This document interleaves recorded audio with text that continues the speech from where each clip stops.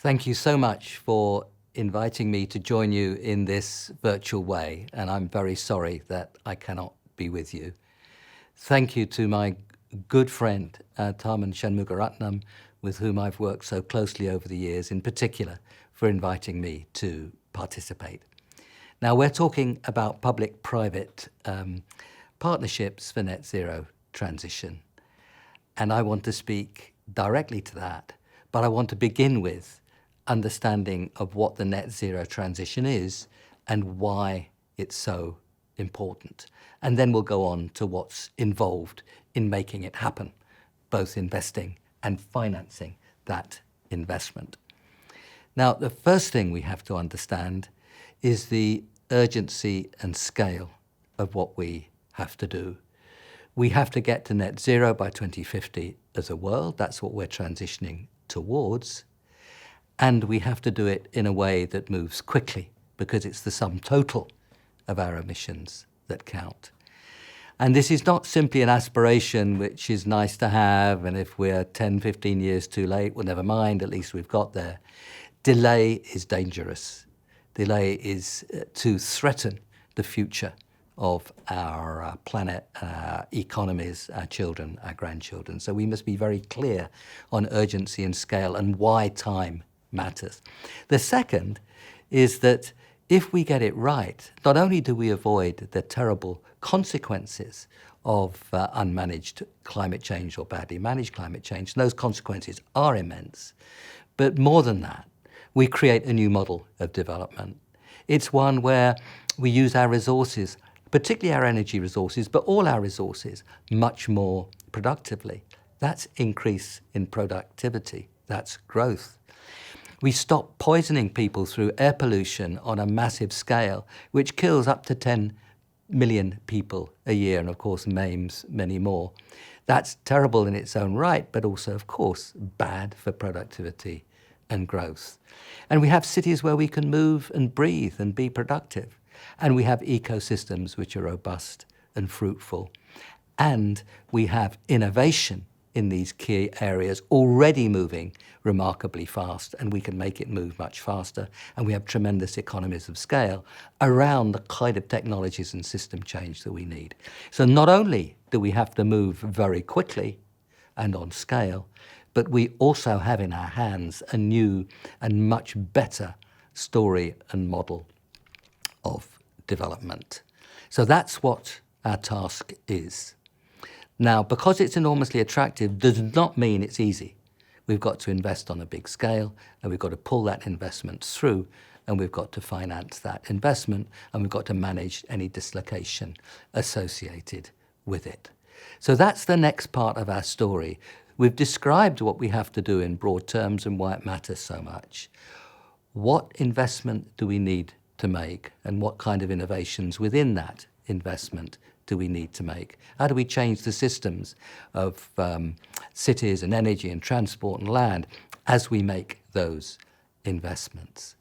Secondly, how can we create the conditions under which this big increase in investment must come through? And thirdly, how can we finance that investment? That's the inherent logic that we have to follow. So this is finance, particularly I'll spend most of my time on finance, but this is about finance, but it's finance for a purpose, and it's finance for the purpose that we've just described. Vera Songway and I have been asked to lead by the COP26 and COP27 presidencies to lead an export group on this whole finance story, and I'll sketch the kind of things that we'll say when we publish in October. Now, what kind of investment do we need to make? Well, my good friend Amar Bhattacharya and friends Amar Bhattacharya and Homi Karas have looked with research associates at the LSE and at Brookings at the kind of numbers we need. And I strongly recommend their paper, A Big Push on Investment, which is on the Grantham Research Institute website at the London School of Economics. They look across the board, but let me focus on their numbers around energy systems, around adaptation and vulnerability, around agriculture and natural capital, and managing a just transition. If we look at those numbers, by sector, by geography, we come to the conclusion that by 2030, and we have to ramp up pretty quickly, but by 2030, the emerging markets and developing economies outside China, China of course is sui generis and very important, but in ramping up our investments, we have to get for those countries, in those countries, managed by those countries, extra investment of around $2 trillion a year. If we suppose that 1 trillion will be financed internally, through government, through private capital markets and so on, internally, we're talking about 1 trillion external. Of that 2 trillion of extra investment for emerging markets and developing economies outside China, probably about 20% would need to be in Africa. So we've started where we need to be, in terms of changing our growth model, emphasized urgency and scale, and we've got to the numbers that we have to follow and the implications for finance. So let me take the remainder of what I have to say around finance. If we need $1 trillion a year external, we've got to recognize that a big part of it will come from the private sector. The majority of it will come from the private sector. But for different sectors and different kinds of action, you're going to need different sources of finance. I've already spoken about energy systems, about adaptation and vulnerability, about agriculture and land use, and the just transition. Different forms of capital, I haven't got time to go into the details, but different forms of capital, concessional, straight private sector, combinations, and so on, are going to be needed for those different kinds of action. So that's the challenge. How do we get that investment to happen, and how do we generate the finance? I won't say very much about how we get the investment to happen, but it's extremely important. It'll depend on domestic policies. It'll depend on domestic institutions, on whether the institutions are such that the energy companies will get paid for their investments and so on. We all know that public energy distribution public electricity distribution in India, for example, will need substantial reform.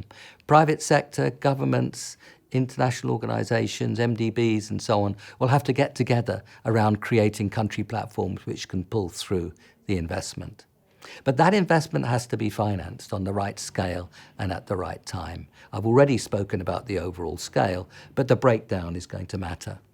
And what's important here is the right kind of finance, right scale, right time, but also the cost of capital. And the private sector is not going to come into this story unless 4 kinds of risk are managed. There's the exchange rate risk. That's going to have to be governments, MDBs, IMF, and so on. There's sector and policy risk. That is around the whole country platform story, whether you get reliably paid and so on. In terms of the institutional structures. Very close to that, of course, there is the credit risk.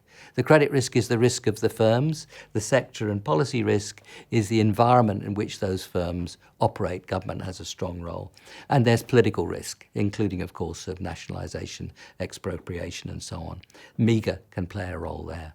So there are different kinds of risk. When we talk about managing, reducing, and sharing risk, we've got to be analytical about the kinds of risks that are involved. So we've set our task, we've quantified it, we've spoken about the different kinds of finance and the different kind of risk management. Only if those risks are managed will the cost of capital be bearable and will the private sector be able to play its part. This is a fairly detailed, but of course I can't go into much more detail, description of what private and public partnership means. For all this to happen, the multilateral development banks are going to have to change. They're going to have to multiply their scale by a factor of around 3. And they are the cheapest way to generate extra capital. Just an extra $1 into those institutions can create something like $20 or $50 of lending and financing over time through their capital structure, through the paid in and the callable capital, through making better use of their balance sheet and so on. So the MDBs are going to have to scale up and in a big way. And they're going to have to work much better with the private sector. So that is the story of public-private partnership for net zero transition. It follows from the logic of what we have to do. You take that through to what investments are necessary, and you ask how to create conditions for that investment and how to finance. This is not something that we can be relaxed about and take our time. It's something that we have to move very quickly on because the consequences of delay are so dangerous and the rewards to getting it right are so high. Thank you very much.